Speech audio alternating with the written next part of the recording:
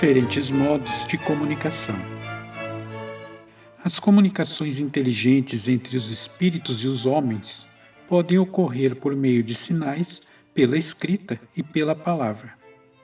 Os sinais se caracterizam pelo movimento significativo de certos objetos e, mais frequentemente, nos ruídos ou golpes desferidos. Quando os fenômenos comportam um sentido, não deixam dúvida quanto à intervenção de uma inteligência oculta. Pois, se todo efeito tem uma causa, todo efeito inteligente deve ter uma causa inteligente.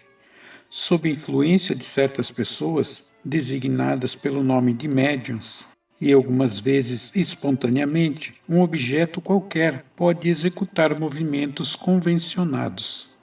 Os golpes também podem ser ouvidos sem nenhum movimento aparente e sem causa ostensiva, seja na superfície, seja nos próprios tecidos dos corpos inertes, em uma parede, numa pedra, em um móvel ou em outro objeto qualquer. De todos esses objetos, por serem os mais cômodos pela mobilidade e facilidade com que os colocamos à sua volta, as mesas são os mais frequentemente utilizados. Daí a designação do fenômeno em geral pelas expressões bastante triviais de mesas falantes e de dança das mesas. Expressões que convém banir, primeiro porque se prestam ao ridículo, depois porque podem induzir em erro, fazendo crer, neste particular, que elas têm uma influência especial. A este modo de comunicação daremos o nome de sematologia espírita, expressão que dá uma perfeita ideia e compreende todas as variedades de comunicações por meio de sinais, movimentos dos corpos ou pancadas.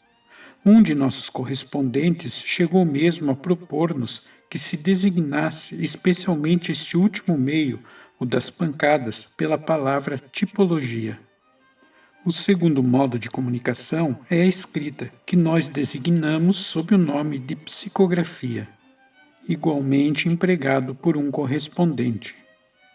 Para se comunicarem pela escrita, os espíritos empregam como intermediários certas pessoas dotadas da faculdade de escrever sob influência da força oculta que as dirige e que obedecem a um poder evidentemente fora de seu controle, já que não podem parar nem prosseguir à vontade e muitas vezes não têm consciência do que escrevem.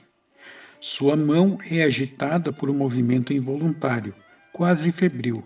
Tomam um lápis, mau grado seu, e o deixam do mesmo modo. Nem a vontade, nem o desejo podem fazê-la prosseguir, caso não o deva fazer.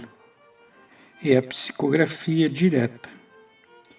A escrita é obtida também apenas pela imposição das mãos sobre um objeto disposto de modo conveniente e munido de um lápis, ou qualquer outro instrumento apropriado a escrever. Geralmente, os objetos mais empregados são as pranchetas ou as cestas, dispostas convenientemente para esse efeito. A força oculta que age sobre a pessoa transmite-se ao objeto, que se torna, assim, um apêndice da mão, imprimindo-lhe o movimento necessário para traçar os caracteres. É a psicografia indireta. As comunicações transmitidas pela psicografia são mais ou menos extensas, conforme o grau de faculdade mediadora. Alguns não obtêm senão palavras.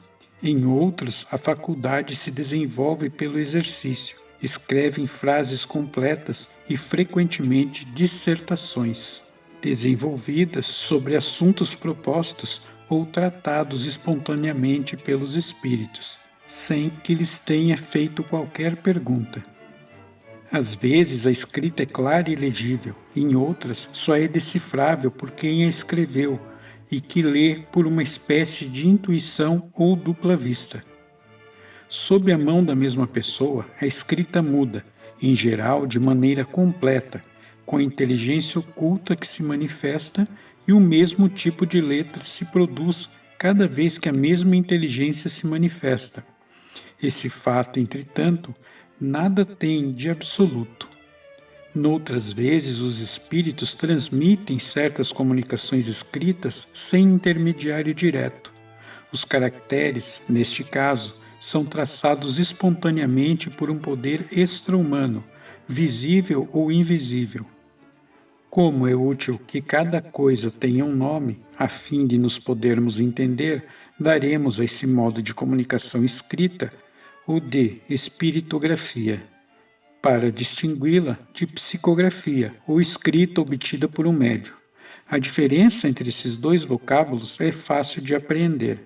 Na psicografia, a alma do médium necessariamente desempenha certo papel, pelo menos como intermediário, ao passo que na espiritografia é o espírito que age diretamente por si mesmo.